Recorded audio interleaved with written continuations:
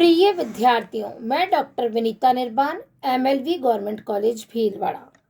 आज हम प्रावेगिक या गतिशील अर्थशास्त्र का अर्थ और उसके प्रकार और विशेषताओं के बारे में अध्ययन करेंगे। डायनेमिक इकोनॉमिक्स का अर्थ या मीनिंग ऑफ डायनेमिक इकोनॉमिक्स क्या है? वास्तव में प्रावेगिक अर्थशास्त्र का अर्थ एक ऐसी प्रणाली से है जिसके अंतर्गत एक निश्चित अवधि में उसका व्यवहार ऐसे कार्यात्मक समीकरणों के द्वारा निर्धारित होता है जिनमें कि समय के विभिन्न बिंदुओं पर चर यानी वेरिएबल्स एक महत्वपूर्ण तरीके से संबंधित होते हैं। इसमें आर्थिक सिद्धांतों के उस भाग का अध्ययन किया जाता है जिसमें प्रत्येक मात्रा का तिथीकरण डेटिंग करना आवश्यक हो जाता है। अर्थात स्थैतिक में हम होने वाले परिवर्तन को समय और तिथि के आधार पर अध्ययन नहीं करते, जबकि प्रावेगिक या गतिशील अर्थशास्त्र में हम आर्थिक सिद्धांतों के उस भाग का अध्ययन करते हैं जिसमें कि तिथीकरण का होना अत्यंत आवश्यक हो। प्रावेगिक अर्थशास्त्र की विभिन्न विद्वानों ने परिभाषाएं दी हैं। उनमें बोमल के अनुसार गतिशील अर्थशास्त्र पिछली एवं आगे की घटनाओं से संबंधित आर्थिक वातावरण का अध्ययन है। Economic dynamics is the study of economic phenomena in relation to preceding and succeeding events। पिछली और आगे की घटनाओं से संबंधित अध्ययन किया जाता है। हेरोड के मतानुसार गतिशील का संबंध विशेषतया निरंतर होने वाले परिवर्तनों के प्रभावों तथा निश्चित किए जाने वाले मूल्यों में परिवर्तनों की दरों से है। अर्थात इस हेरोड भी ये कहते हैं कि प्रावेगिक अर्थशास्त्र में हम गतिशील का अध्ययन करते हैं जिसके अंतर्गत निरंतर होने वाले परिवर्तन और प्रभावों से जो मूल्य निर्धारित होते हैं और मूल्यों में जो परिवर्तन की दर होती है उसका अध्ययन किया जाता है। प्रावेगिक अर्थशास्त्र की विशेषताएं।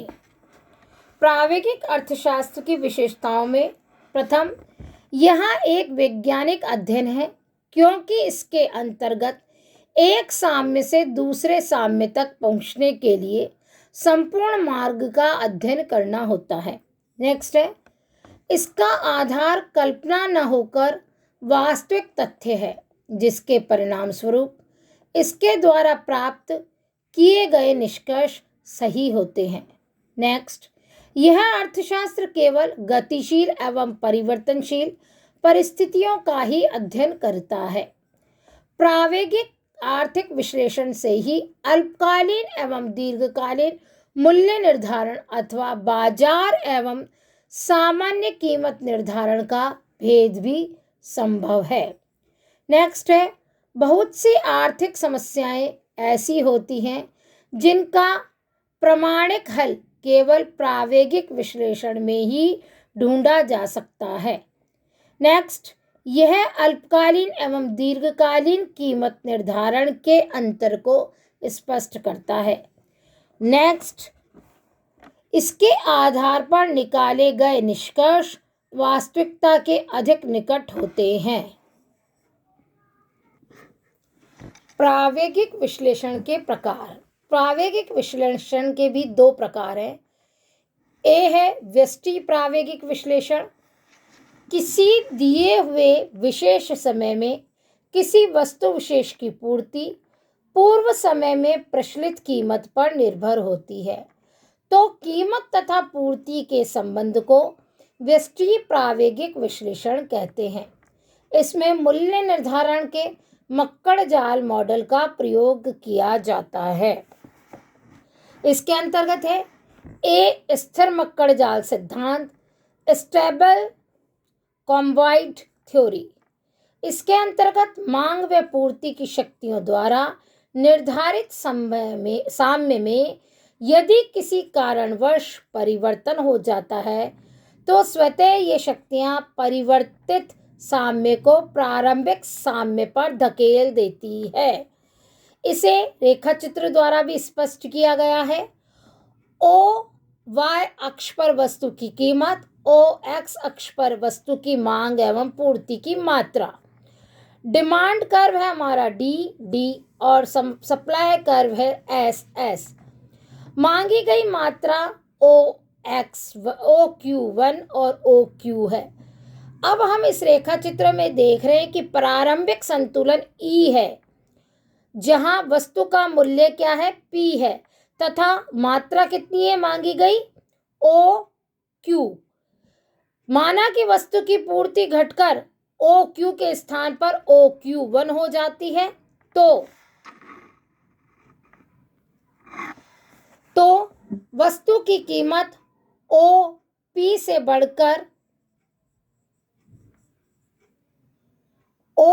बढ़कर क्या हो जाएगी, OQ1P1 हो जाएगी। ऐसी स्थिति में उत्पादक पूर्ति बढ़ने से कीमत में कमी आएगी। पूर्ति क्या है, यहाँ सप्लाई जो हमारी पहले E थी वो बढ़कर S की जगह S1 और S2 हो रही है। ऐसी स्थिति में कीमत में कमी हो जाएगी और कीमत P2 हो जाएगी और उत्पादन में भी कमी होगी और वो सप्लाई भी क्या होगी, S3 हो जाएगी घटकर, और पुनः पूर्ति कम होने से कीमतों में वृद्धि होकर P3 हो जाएगी। इस प्रकार पुनः मांग और पूर्ति में परिवर्तन होकर जो हमारा साम्य बिंदु है वह मक्कड़ जाल यानी मांग एवं पूर्ति के सापेक्षिक शक्तियां साम्य E पर ही आकर स्थित हो जाएगी और ऐसी स्थिति में E बिंदु पर पुनः साम्य स्थापित हो जाएगा। B है अस्थिर मक्कड़ जाल सिद्धांत। इस सिद्धांत के अनुसार एक बार यदि संतुलन भंग हो जाता है तो पुनः प्रारंभिक संतुलन बिंदु स्थापित नहीं होता है। इसे रेखा चित्र द्वारा स्पष्ट किया जा सकता है। OX और OY अक्ष, OY पर वस्तु की कीमत और OX पर वस्तु की मात्रा ली गई है। वस्तु की पूर्ति में कमी होने पर कीमत जो है वो OQ1 हो जाती है मांगी गई मात्रा, और कीमत बढ़कर क्या हो जाती है, OP से OP1 हो जाती है। ठीक है, और इसके फलस्वरूप उत्पादक पूर्ति में भी वृद्धि कर देता है और पूर्ति S1 से S2 हो जाती है और इस क्रय को जारी रहने से प्रारंभिक संतुलन जो हमारा E था उससे हम आगे बढ़ जाते हैं और नया साम्य स्थापित होने की स्थिति आ जाती है, यानी डिमांड में भी परिवर्तन हो जाता है और मूल्य में भी परिवर्तन हो जाता है और हम प्रारंभिक साम्य जो है E उससे दूर चले जाते हैं और ऐसी स्थिति में क्या होगा, नया साम्य स्थापित होगा। नेक्स्ट है सेकंड, समष्टि प्रावेगिक विश्लेषण मैक्रोडायनेमिक एनालिसिस। जब आय, रोजगार तथा विकास सिद्धांतों का प्रावेगिक दृष्टि से विचार किया जाता है तो इसे समष्टि प्रावेगिक विश्लेषण कहा जाता है। इस प्रकार इसमें समष्टि अर्थशास्त्र के विभिन्न क्षेत्रों में होने वाले परिवर्तनों की प्रक्रिया एवं परिवर्तन की गति यानी मूवमेंट ऑफ चेंज का अध्ययन किया जाता है। जैसा कि हम देख रहे हैं, OY पर हमने लिया उपभोग एवं विनिमय और OX पर लिया राष्ट्रीय आय, और C+I और C+I+डेल्टा I ये दो हमारे इक्विलिब्रियम पॉइंट A और B निश्चित होते हैं। जब हमारी मांगी गई मात्रा में भी कोई भी परिवर्तन होता है और हमारी Y में भी परिवर्तन होगा, अगर C+I में परिवर्तन होगा तो, और ऐसी स्थिति में OQ और OQ1 के बीच का भाग डेल्टा Y कहलाएगा और नया साम्य स्थापित होने लगेगा